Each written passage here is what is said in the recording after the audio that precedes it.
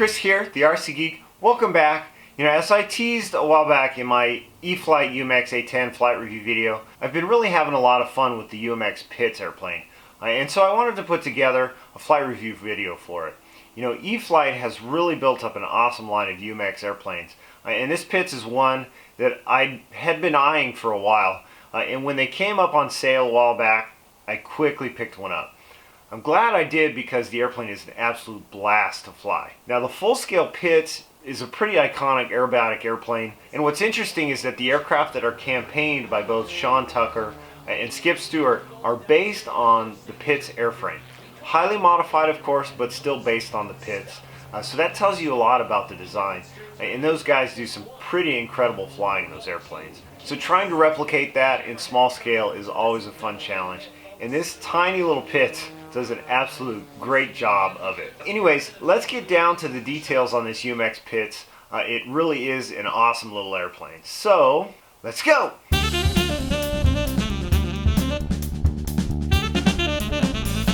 Now just like the UMX A10 and the other E-Flite micro aircraft, the Pitts comes out of the box completely ready to go. Bind and set up your Spectrum radio and you're good to go in about 10 minutes. E-Flite has done a great job with the shape of the airplane as it looks awesome. The color scheme is a pretty iconic choice. It's a really great representation of the Pitts. The top forward cowling is removable for battery access, which provides a large area for a 2S flight battery. The airplane does have some rigging, which is a good thing because I found that the wing strut glue joints popped free at one point, and so I had to re-glue them through the course of flying the airplane. Otherwise, the airplane is very well done and well made. I've not had too many issues, and I've flown the airplane a bunch. The airplane is very light but surprisingly durable for what it is. It'll handle any aerobatics in all sorts of terrain. I've had a few flipovers based on the different terrains I've operated from, and the airplane has handled it like a champ. One thing to check periodically is the hinge tape, just to make sure everything is in place. You can fix any lifted areas with some Scotch tape if you need to.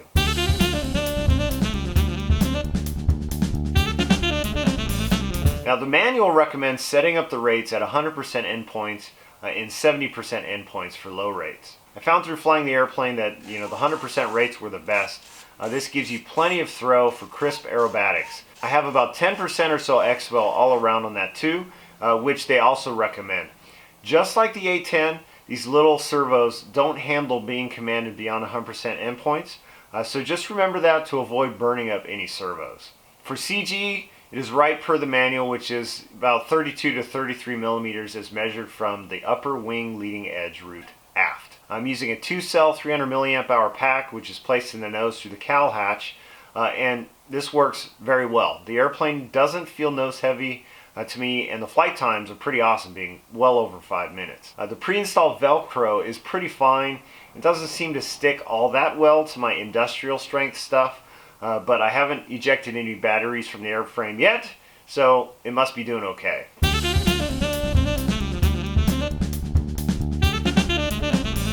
Now this little Pitts is an absolute blast to fly. The power and speed of the airplane is awesome, and it maneuvers and flies magnificently. I've even been taking the airplane on trips with me for some park flying when I get the chance. I enjoy it that much.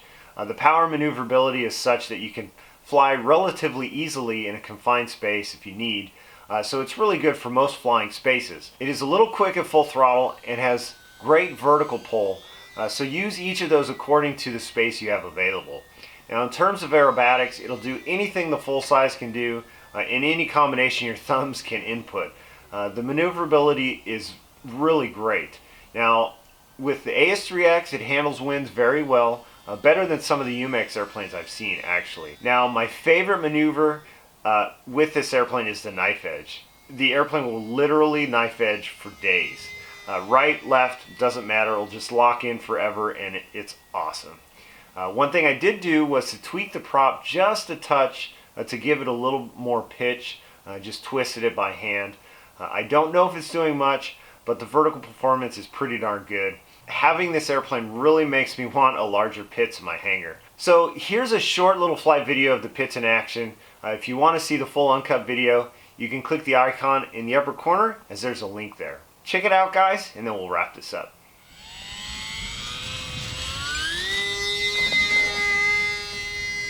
think it flies better. You're right.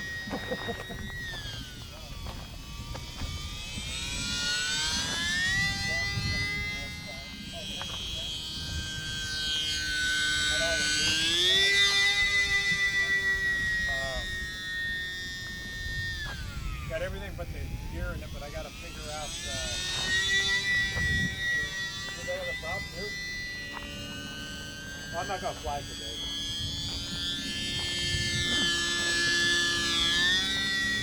I think I know for a stretch, so people fall over there.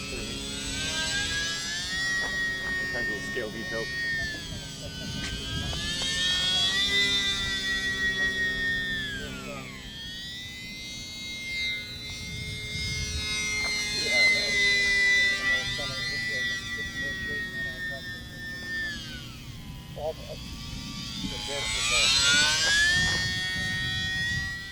I thought he might be some kind of CNC flying. So he does CNC flying, computerized flying.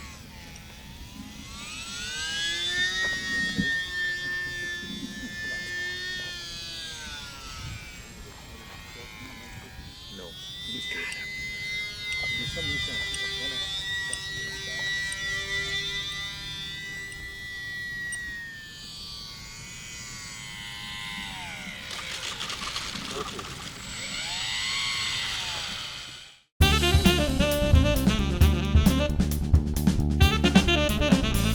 So here we have the UMX Pitts. It is so much fun to fly. I've been carting it around with me pretty regularly. It looks great. You can fly pretty much anywhere and it just flies awesome. I can't recommend it enough. I really enjoy it that much. It really makes me want a larger Pitts in my hangar. You know, it's been a long time since I've actually had an aerobatic airplane like this, so it's conjured up a desire to continue and practice scale aerobatics on a larger scale. So, you know, we'll see what we can find. Alright guys, that's it for this video. Thanks so much for watching. I really hope you found this review helpful. As always, full article on my blog, thercgeek.com, with links to everything. So be sure to check that out. Be sure to subscribe, and if you'd like to see some of the other reviews that we've done, you can see those here. Or if you'd like to see some of the build tutorials we've done, you can see those here. Thanks again guys, and I'll see you at the field.